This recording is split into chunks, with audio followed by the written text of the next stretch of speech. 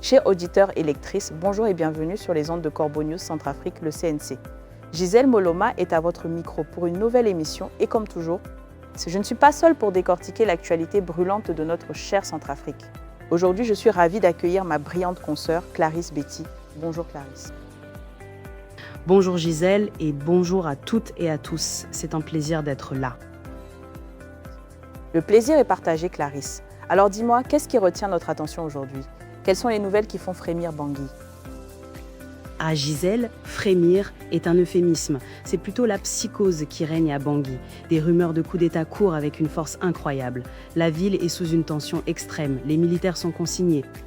Gendarmes et policiers patrouillent sans relâche. Des fouilles et des arrestations se multiplient et les hélicoptères de Wagner tournent au-dessus de nos têtes. On a l'impression que la capitale est sur le point de basculer. Le tout sur fond de rumeurs de déstabilisation.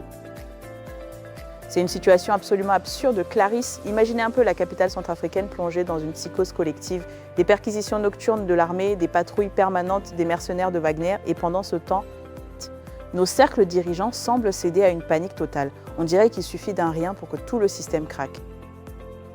Exactement, Gisèle. Ce qui est d'ailleurs le plus ridicule dans cette affaire, c'est qu'un simple message diffusé par un activiste sur un réseau social a suffi à déclencher cette panique générale au sein de l'appareil sécuritaire de Bangui. Depuis une semaine, l'ensemble des forces de défense et de sécurité, militaires, policiers, gendarmes, sont consignés. Une alerte maximale qui paralyse les casernes et met nos troupes sous une pression constante. C'est la preuve que le pouvoir en place, celui du dictateur Faustin Archange Touadéra, craint la moindre contestation ou le plus petit signe de rébellion. C'est la paranoïa à son paroxysme Clarisse, et cette ambiance délétère a des répercussions directes au sommet de l'État. La suspicion est devenue monnaie courante entre les collaborateurs de l'empereur Faustin. On apprend que Sani Diallo, influent conseiller du chef de l'État, et Bida Kouyagbélé, ministre conseiller chargé des grands travaux, ont été convoqués et entendus par le procureur de la République. Même s'ils ont été libérés, les investigations continuent. Ce qui prouve que les soupçons de trahison empoisonnent le premier cercle de l'empereur. Une ambiance de cour impériale où chacun craint pour sa tête. C'est une véritable purge qui s'annonce, Gisèle. Pendant ce temps, sur le terrain, le déploiement militaire se traduit par des opérations policières brutales au cœur des quartiers. Vers 23h, une patrouille a envahi une concession au kilomètre 5 et a découvert 2 fusils d'assaut, des Kalachnikov. Un adjudant-chef de l'armée et plusieurs militaires ont été immédiatement arrêtés et conduits à la section de recherche et d'investigation. Les vérifications s'étendent même à la concession privée du ministre Bida Kouyagbélé. On y cherche visiblement des éléments compromettants. C'est la chasse aux sorcières en plein jour ou plutôt en pleine nuit. Et comme si cela ne suffisait pas, Clarisse, la surveillance prend une dimension carrément terrifiante à la périphérie nord de la capitale. Les hélicoptères de combat des mercenaires russes du groupe Wagner survolent en permanence Bégoua et le poste de contrôle du PK-12. Ces rotations incessantes sont une réponse à des rumeurs disant que des combattants rebelles seraient signalés vers le PK-22 et le PK-45 sur l'axe routier menant à Boali. Cela ne fait qu'amplifier la peur d'une attaque imminente. On dirait un film d'horreur, mais c'est notre réalité.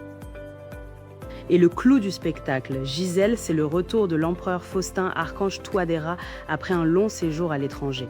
Il a regagné la capitale en pleine nuit et de façon totalement clandestine, sans le moindre tapis rouge, sans la moindre cérémonie officielle.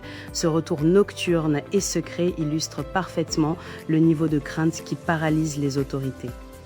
Elles sont incapables de garantir la sécurité publique sans avoir recours aux forces de sécurité privées étrangères. Quel aveu de faiblesse! C'est un spectacle désolant, Clarisse. Tandis que le procureur maintient la pression judiciaire sur l'entourage de l'empereur et que les forces russes continuent de quadriller le ciel de Bégoua, les perquisitions nocturnes se multiplient dans les habitations de la capitale. La peur, la suspicion, l'arbitraire, c'est le quotidien des Banguissois. Une situation qui ne peut pas durer indéfiniment, Gisèle.